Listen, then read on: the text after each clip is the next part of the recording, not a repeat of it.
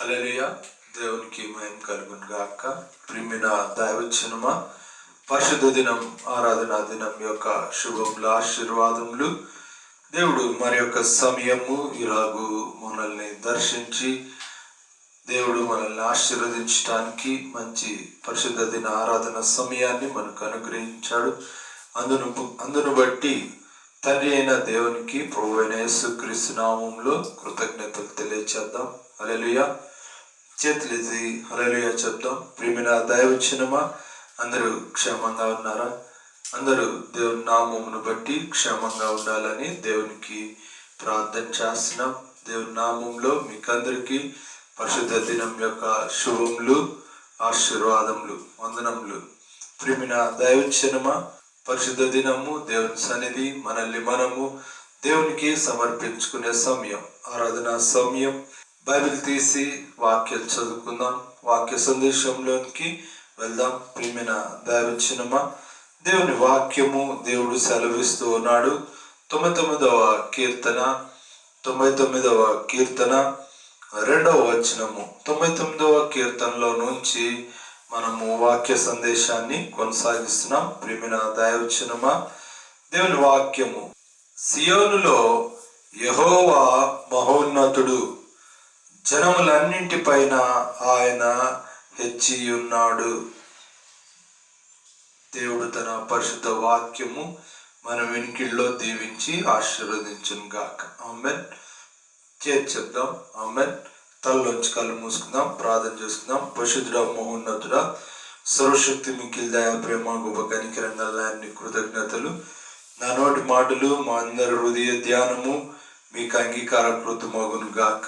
తండ్రి, ఉదయకాలము మీ సన్నిధి మాతో కూడా ఉంచినందుకు కృతజ్ఞతలు. ఈ పరిశుద్ధ సమయము శ్రేష్టమైన పరలోక జ్ఞానం చేత నన్ను మమ్ము నింపండి. ఆశ కలిగిన ప్రాణము తృప్తిపరచండి. మీరే మహిమ పొందమని హృదయాంతరంగమును ఆత్మ ఆహారము చేత నాయన తృప్తిపరచండి. నాయన వినగలిగినచో గ్రహింపగలిగిన మనసు, నాయన ఆచరించి నెరవేర్చగలిగిన జీవితంను నీ కృపలో వాక్యం విను ప్రతి బిడ్డకు అనుగ్రహించండి. మీరే మహిమ పొందమని యేసు నామములో ప్రార్థన చేస్తున్నాం తండ్రి. ఆమేన్. చేద్దాం. ఆమేన్. హల్లెలూయా. ప్రియమైన దైవజనమా, మెసియానిక్ విజన్ పక్షంగా ప్రభు పేరట మీకందరికీ ఆహ్వానిస్తూ ఉన్నాం. మెస్సయా కొరకు ఎదురుచూచు వారు ధన్యులు. దేవుని వాక్యము సెలవిస్తుంది కనుక మెస్సయాగా రానైన క్రీస్తు కొరకు మనము, క్రీస్తు ఆగమనం కొరకు ఎదురు చూస్తున్న జనం కనుకనే అమిషదాయ్ అని మేము మా యొక్క పరిచర్యను పిలుస్తున్నాం. అంశదాయ్ చర్చ్ మినిస్ట్రీ దేవుని నామమును బట్టి అంశదాయ్ చర్చ్ మినిస్ట్రీ పరిచర్య పక్షంగా కూడా వందనాలు తెలియచేస్తున్నాం. ప్రియమైన దైవజనమా, ఉదయ కాలము దేవుని సన్నిధి, సియోనులో యెహోవా మహోన్నతుడు, జనములన్నిటిపైన ఆయన హెచ్చి ఉన్నాడు. దేవుడు సెలవిస్తూ ఉన్నాడు. ప్రియమైన దైవజనమా, దేవుడు జనములన్నిటిపైన హెచ్చి ఉన్నాడు కనుక ఆయన నామము భయంకరమైనది. మొదటి విషయము, ఆయన నామము భయంకరమైనది కనుక. రెండో విషయం ఏంటిది అంటే ఆయన పరిశుద్ధుడు. యెహోవా పరిశుద్ధుడు. దేవుని వాక్యము తెలియచేస్తుంది ఆయన పరిశుద్ధుడు కనుక ఆయన మాట్లాడే దేవుడు. మూడో విషయం ఏంటిది అంటే ఆయన మాట్లాడే దేవుడు. ఇశ్రాయేలుతో మాట్లాడిన దేవుడు, హృదయాంతరంగములను దర్శించి తన స్వరంతో ముచ్చటించిన దేవుడు. అందుకనే అక్కడ రాయబడ్డ మాట, మూడో మాట, మాట్లాడే దేవుడు. మేఘ స్తంభంలో నుండి వారితో మాట్లాడను అంటున్నాడు కనుక. ప్రియమైన దైవజనమా, అక్కడ రాస్తున్న మాటలను మనం, 4వ మాటను మనం గమనిస్తున్నాం. ఆ యెహోవాను ఘనపరచుడి. ప్రియమైన దైవజనమా, మొదటి మాట, దేవుడు మనతో మాట్లాడుతున్న దేవుడు మహోన్నతుడైన దేవుడు. మహోన్నతుడైన దేవుడు, సియోనులో నుండి మనల్ని దర్శిస్తున్న దేవుడు, జనములన్నింటి పైన ఆసీనుడై ఉన్న, హెచ్చి ఉన్న దేవుడు. అందుకనే జనముల పైన ఆయన హెచ్చి ఉన్న దేవుడు. అందుకనే మనం ఏమంటున్నాం అంటే మహోన్నతుడైన దేవుడు అంటున్నాడు. కనుక ప్రియమైన దైవజనమా, ఈ మహోన్నతుడైన దేవుడు జనముల పైన ఎందుకు హెచ్చి ఉన్నాడు అంటే తన జనముగా నిలుచుండు బిడ్డలు దేవుడు కోరుకుంటున్నాడు. ఎందుకు కోరుకుంటున్నాడు అంటే మొదటి వచనంలో రాయబడిన మాట, యెహోవా రాజ్యము చేయుచున్నాడు, జనములు వణుకును అంటున్నాడు. మనం ఈ సంవత్సరం అంతట్లో, ఈ నెల ముగింపులో, ఈ సంవత్సరం కూడా ముగిసిపోతుంది. ప్రియమైన దైవజన్మ గమనించాలి, సంవత్సరం ప్రారంభం నుంచే ముగింపు వరకు వణుకుతున్నాం, జనం వణుకుతున్నారు. ఏ సమయము ఏది జరుగుతుందో, ఏమవుతుందో కూడా ఎవరము మనం ఊహించనివి జరిగిపోతూ ఉన్నాయి. కాబట్టి మనం ఏం చేయాలి? మహోన్నతుడైన దేవుణ్ణి సమీపించాలి. అందుకనే అక్కడ రాస్తున్నాడు, ఆయన కేరుబుల మీద ఆసీనుడై ఉన్నాడు, భూమి కదలును. హల్లెలూయా.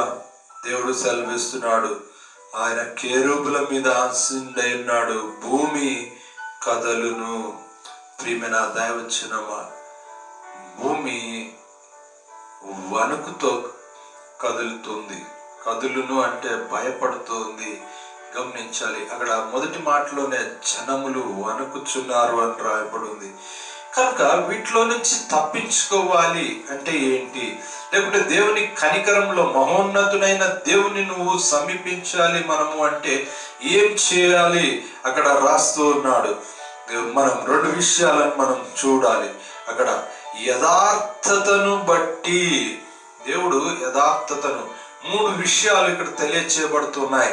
మహోన్నతుడైన దేవుడు, అదే రీతిగా దేవుడు మనల్ని ఎందుకు ఎన్నుకున్నాడు అనే విషయంలో కూడా అక్కడ ఆ మూడు మాటలు తెలియచేయబడుతున్నాయి. దేవుడు మాట్లాడే దేవుడు, ఎందుకు మాట్లాడుతున్నాడు అనే విషయాన్ని మనం చూస్తున్నాం. దేవుడు పరిశుద్ధమైన దేవుడు, ఎందుకు పరిశుద్ధమైన దేవుడు అనే మాటలు కూడా మనం మూడో మాటను కూడా చూస్తున్నాం.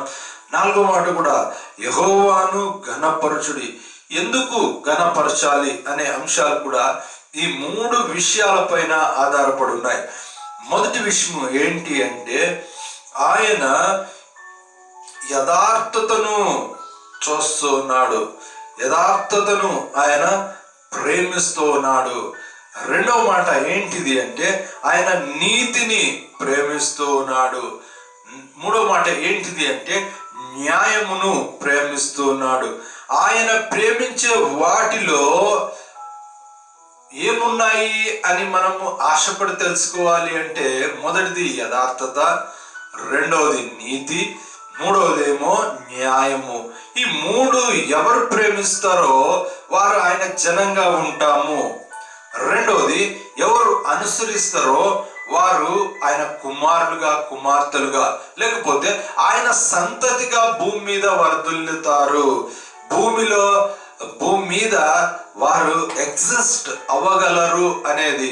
భూమి మీద మనము ఈ భయంకరమైన వణుకులో కదులుతున్న భూమిలో నిలిచుండాలి అంటే, ఎగ్జిస్ట్ కావాలి అంటే ఏం కావాలి అంటే యథార్థత కావాలి. ఏం కావాలి అంటే నీతి కావాలి. ఏం కావాలి అంటే న్యాయం కావాలి. ఇవి కొదవ అయినందుకు భూమి కదులుతుంది. ఇవి కొదవ అయినందుకు జనం వణుకుచున్నారు. ప్రియమైన దైవజనమ, ఈ దినము ఈ మెస్సియానిక్ విజన్ పక్షంగానే వాక్యాన్ని చూస్తున్నాం. సియోనులో యెహోవా మహోన్నతుడు. ప్రియమైన దైవజనమ, అది కదిలేది కాదు, ఏవి కదిలించాలనుకుంటే దేవుడు అక్కడి నుంచి కదిలిస్తున్నాడు. ఏవి వణికించాలంటే వాటిని వణికిస్తూ ఉన్నాడు. ఏవిటికి జవాబు ఇవ్వాలనుకుంటే దేవుడు, మహోన్నతుడైన దేవుడు అక్కడి నుంచి దాన్ని పనిని ప్రారంభిస్తున్నాడు. అందుకనే అక్కడ రాస్తున్న మాట మనం గమనిస్తే, భయంకరమైన నీ గొప్ప నామము, యెహోవాను దేవునిగా కలిగిన జనులు ధన్యులని దేవుని వాక్యం సెలవిస్తుంది. అట్ ద సేమ్ టైం మనం గమనిస్తే, అదే సమయంలో గమనిస్తే, భయంకరమైన నామము. నీవు నీతిని కొనసాగించేవా? నీవు న్యాయమును కొనసాగించావా? నువ్వు యథార్థతను కొనసాగించావా? ప్రేమ కలిగిన, దయ కలిగిన, కనికరం కలిగిన, క్షమాపణ కలిగిన నామము. ఒకవేళ అవి మరిచిపోయావా? అవి ఒకవేళ నువ్వు నెరవేర్చలేకపోతున్నావా? నీ దేవుడు భయంకరమైన గొప్ప భయంకరమైన నామం కలిగిన దేవుడు. అందుకని అక్కడ అంటున్నాడు, ఆ వచన భాగంలో గమనిస్తే కనుక 3వ వచనంలో, భయంకరమైన నీ గొప్ప నామమును వారు స్తుతించెదరు. యెహోవా పరిశుద్ధుడు. ఇక్కడ కూడా పరిశుద్ధుడు, పరిశుద్ధుడైన దేవుడు. నీ దేవుడు పరిశుద్ధుడు. అడ్జస్ట్ అయ్యే దేవుడు కాదు, చూసి చూడనట్టుగా ఉండే దేవుడు కాదు, ఓర్చుకునే దేవుడు కాదు, సహించే దేవుడు కాదు.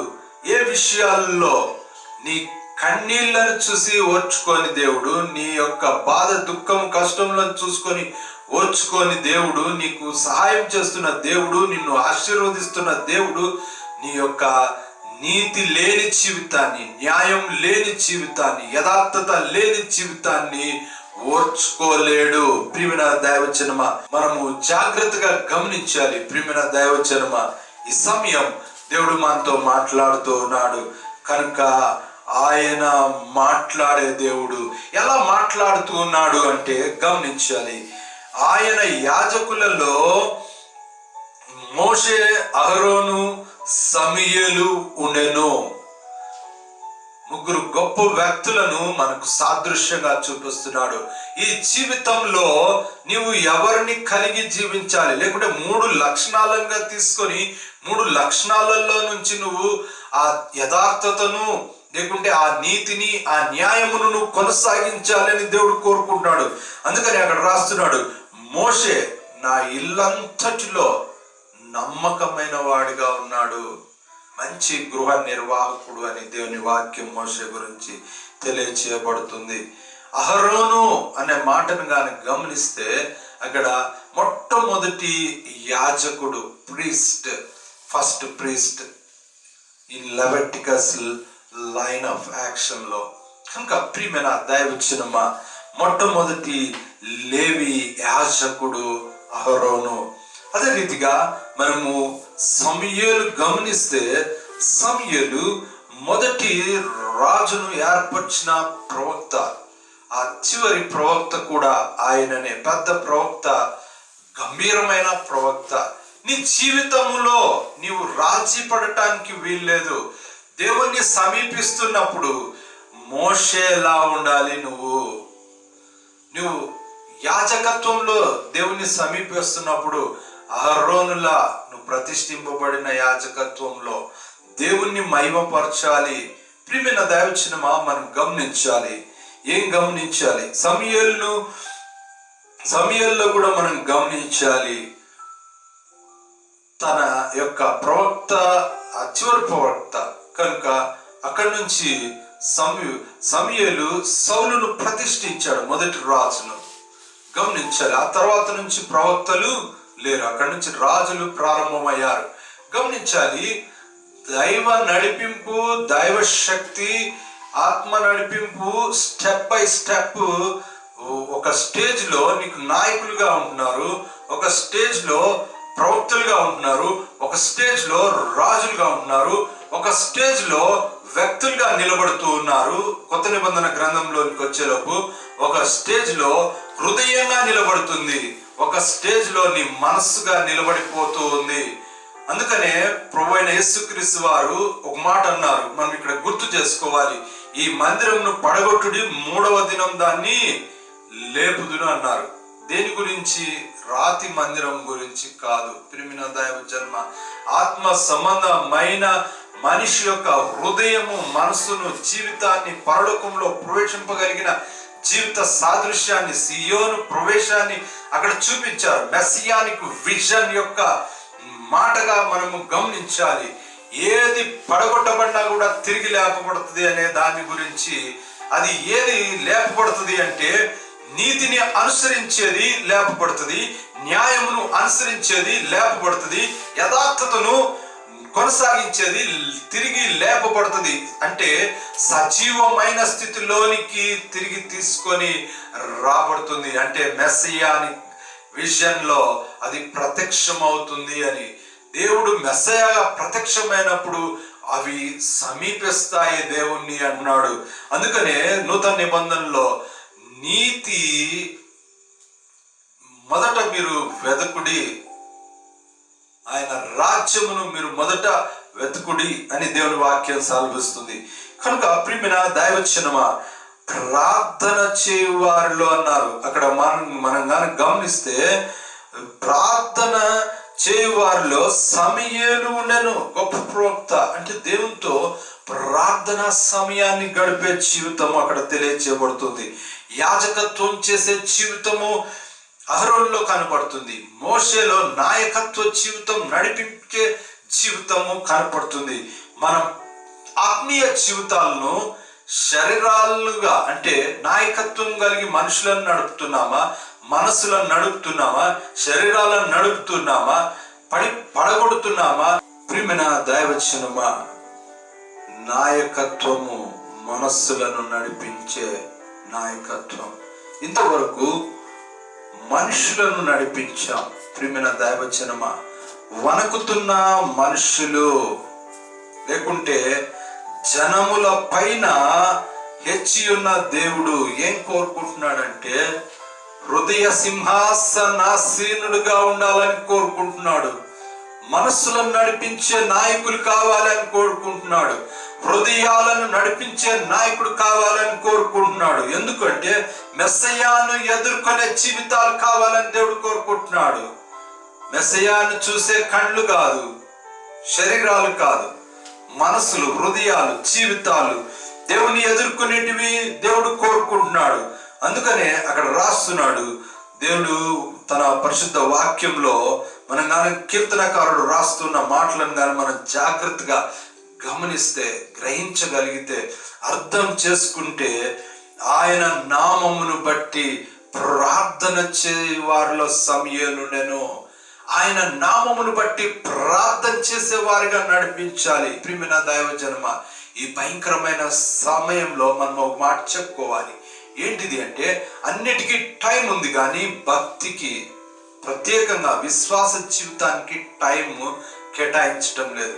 ఆ టైంను ఇంకా షార్ట్ చేయటము, దాన్ని ఇంకా కుదించటము, దాని టైంలో మన సొంత జీవితాన్ని ఉపయోగించుకుంటున్నాం. అంటే ఏంటిది అంటే అది పూర్తిగా నిండా మునిగిపోయే పరిస్థితిలోనికి జీవితాన్ని తీసుకొని వెళ్తున్నాం. ప్రియమైన దైవజనమా, గమనిద్దాం.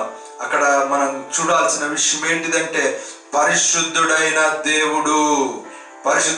దేవునికి నువ్వు ఎలా సమీపించాలి అంటే సాగిలపడి. అక్కడ రాసిన మాటగాన గమనిస్తే 5వ వచనం, మన దేవుడైన యెహోవాను గణపరచుడి, ఆయన పాద పీఠము ఎదుట సాగిలపడి. ఆయన సాగిలపడుడి అని రాయబడింది. సాగిలపడి ఏం చేయాలి? నమస్కరించాలి. మనం ఇక్కడ గమనించాలి, నమస్కరించడంలో చాలా సులువు. మనం చాలా మటుకు ప్రైజ్ ద లార్డ్ అంటాం, ప్రైజ్ లార్డ్ అండి అంటాం. దాంట్లో ఏమి సాగిలపడటము గమనించాలి. నమస్కారం అండి అంటాం, అందులో సాగిలపడినది ఏంటిది? దేవునికి వందనాలు అంటాం, లేకుంటే అందరికీ వందనాలు అంటాం. సాగిలపడాల్సింది ఏంటిది? అందులో ఉన్న మనస్సులోని అహంకారము, దేవుని వ్యతిరేక స్థితి, అవి సాగిలపడాలి. దేవుని ఎదుట, నేను చెప్పేది మనుషుల ఎదుట సాగిలపడి నమస్కారాలు చెప్పండి, వందనాలు చెప్పండి, హల్లెలూయా చెప్పండి, లేకుంటే స్తోత్రాలు చెప్పండి, ప్రైజ్ ద లార్డ్ అనండి అనే దానిలో ఏముండాలి అనేది దేవుడు మనతో మాట్లాడుతున్నాడు. నీ మనస్సును దేవుని ఎదుట తగ్గించుకున్న సందర్భం దేవునికి చూపాలి. ప్రియమైన దైవజనమా, అదే సమయం నీ మనస్సులో దేవుణ్ణి హెచ్చించాలి. ఎదుటి మనస్సులలో నమస్కరించి మనం ఎవరినైతే విష్ చేస్తున్నామో వారిలో కూడా ఆ దైవ లక్షణాన్ని హెచ్చించాలి. ప్రియమైన దైవజనమా, మనం మన యొక్క ఫ్రెండ్షిప్ కొరకు కాదు వందనాలు చెప్పేది, ప్రైజ్ ద లార్డ్ చెప్పేది, దేవుణ్ణి మహిమపరచడానికి, దేవుని యొక్క ఔన్నత్యాన్ని ఒక హెచ్చైన స్థితిలోనికి తీసుకొని రావడానికి. కనుక అట్లాంటప్పుడే పరిశుద్ధుడైన దేవుడుగా ఉంటాడు. అది కూడా నీతిమంతుల మధ్యనో, పరిశుద్ధుల మధ్యనో, యథార్థవంతుల మధ్య, లేకుంటే న్యాయమును అనుసరించే బిడల మధ్య. కనుక నీతిని ప్రేమించే బిడల మధ్య దేవుడు కొనసాగుతూ ఉన్నాడు. ప్రియమైన దైవజనమా, ఇక్కడ మనం 4వ మాటను చూస్తున్నాం, ముగిస్తున్నాం దేవుని వాక్యాన్ని. మన దేవుడైన యెహోవాను ఘనపరచుడి. దేవుణ్ణి ఎందుకు ఘనపరచాలి అనే మాటను చూసుకుందాం. ప్రియమైన దైవజనమా, 8వ వచనము 9వ వచనంలోని మాట ఇది. ఇంతకు ముందు కూడా 5వ వచనంలో కూడా రాయబడింది, యెహోవాను ఘనపరచుడి. దేవుణ్ణి ఎందుకు ఘనపరచాలి? వణుకుతున్నారు, జనము వణుకుచున్నారు, భూమి కదలుచున్నది, ఏ క్షణం ఏం జరుగుతుందో కూడా తెలియదు. కనుక యథార్థతను, నీతిని, న్యాయమును కొనసాగించాలి.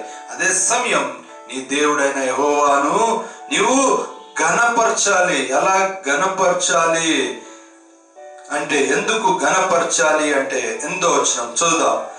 యెహోవా మా దేవా, నీవు వారికి ఉత్తరం ఇచ్చితివి, వారి క్రియలను బట్టి ప్రతీకారము చేయుచునే వారి విషయంలో నీవు పాపము పరిహరించు దేవుడవైతివి. హల్లెలూయా. చేతులు చెప్దాం. ప్రియమైన దైవజనమా, అక్కడ రాయబడిన మాట ఏంటిది అంటే, క్రియలను బట్టి, మొదటి మాట ఇక్కడ గమనించాలి, క్రియలను బట్టి ప్రతీకారం చేసే దేవుడు. ఏది సహించడు, ఓర్చుకోలేని దేవుడు. ఎందుకు? క్రియలు పరిశుద్ధమైతే నువ్వు ఆశీర్వదింపబడిన జీవితాన్ని, క్రియలు చెడ్డవైతే దాని యొక్క ప్రతీకారము దేవుని నుంచి వెంటనే కనబడుతుంది. ఇప్పుడు సృష్టికి కనబడుతుంది, జనములకు కనబడుతుంది, లోకానికి కనబడుతుంది. ప్రియమైన దైవజనమా, మనసులకు, హృదయాలకు కనబడుతున్న సమయాలు, పరిస్థితులను మనమే తీసుకొని వస్తున్నాం భూమి మీదకి.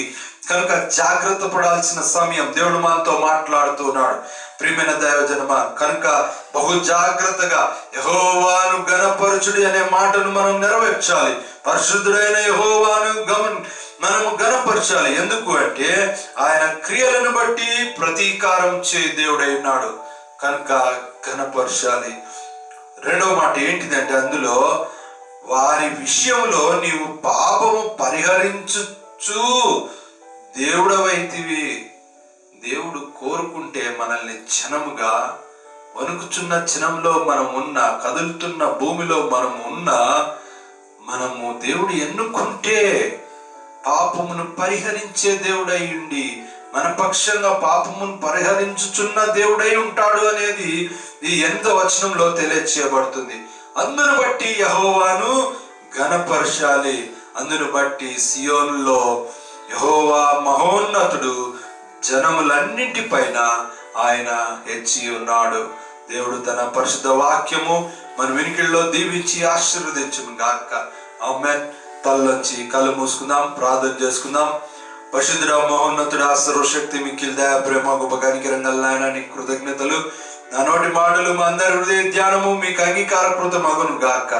తండ్రి, వాక్యము హృదయంలో ముద్రింపబడటానికి సహాయం దయచేయండి, జీవితంలో నెరవేర్చడానికి సహాయం దయచేయండి. ప్రభువా, నీ వాక్యము వెలుగులలో ప్రభువా జీవితాలను ప్రకాశించండి. నా నోటి మాటలు మా అందరి హృదయ ధ్యానము మీకు అంగీకారకృతమగును గాక. నీ సన్నిధి వాక్యం వింటున్న ప్రతి బిడ్డను దర్శించండి. మీడియా ద్వారా వాక్యాన్ని వింటున్న, వీక్షిస్తున్న ప్రతి బిడ్డను దర్శించండి. శ్రేష్టమైన పరలోక జ్ఞానం చేత, ఆత్మ నడిపింపు చేత, నీ యొక్క కాపుదల చేత, కనికరము చేత, కృప చేత మీరు దర్శించండి. శ్రేష్టమైన ఈవి ఆశీర్వాదముల చేత దర్శించు దేవుడు.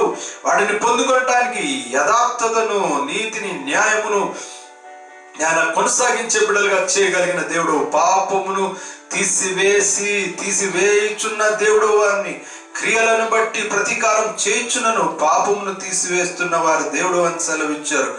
అందును బట్టి కృతజ్ఞతలు. అలాంటి గొప్ప దేవునిగా నాయన, పాపము కడగగలిగిన దేవునిగా నిలిచినందుకు కృతజ్ఞతలు నాయన. కదులుతున్న భూమిలో నాయన, వణుకుచున్న జనములలో నాయన మేము ఉంటుండగా మా పరిస్థితులలో నాయన నీవు క్షమించగలిగి నాయన మమ్మలను కనికరించగలిగితే గొప్ప క్షేమము, గొప్ప ఆశీర్వాదం. కనుక అలాంటి ఆశీర్వాదం పొందుకోవటానికి నువ్వు మాకు నాయన యథార్థతను, నీతిని, న్యాయమును నెరవేర్చబడలుగా చేయండి.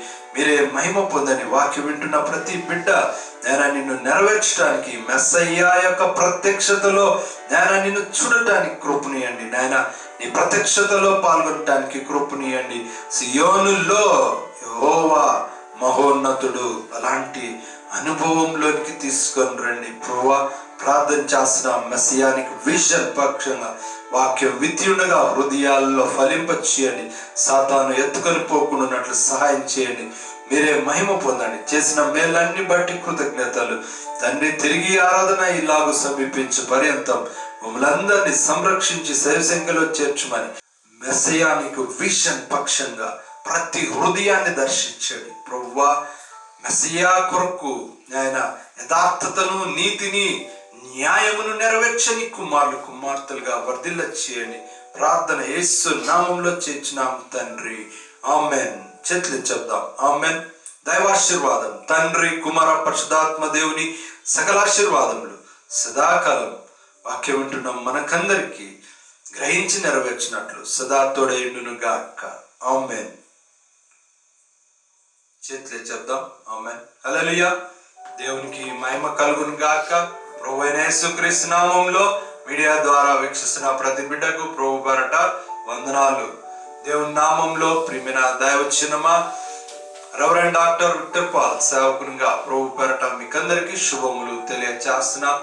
ఈ క్రిస్మస్ మాసంలో దేవుడు మనలను సమృద్ధిగా సమకూడి మేలు జరిగించి దీవించి ఆశీర్వదించును గాక. ఆమెన్. చేతులు చెప్దాం. ఆమెన్. హల్లెలూయా. దేవుడు తిరిగి మనం ఈ విధంగా దేవుని సన్నిధి సమీపించి పర్యంతం మనందరినీ సంరక్షించి సరి సంఖ్యలో చేర్చును గాక, విజయులుగా ఆశీర్వదించును గాక. మనందరినీ ఈ విధంగా తిరిగి సమీపించి పర్యంతం దేవుడు మనల్ని దీవించి ఆశీర్వదించి సంరక్షించి సరి సంఖ్యలో చేర్చును గాక. ఆమెన్. చేతులే చెప్దాం. ఆమెన్. హల్లెలూయా. అందరికీ వందనాలు.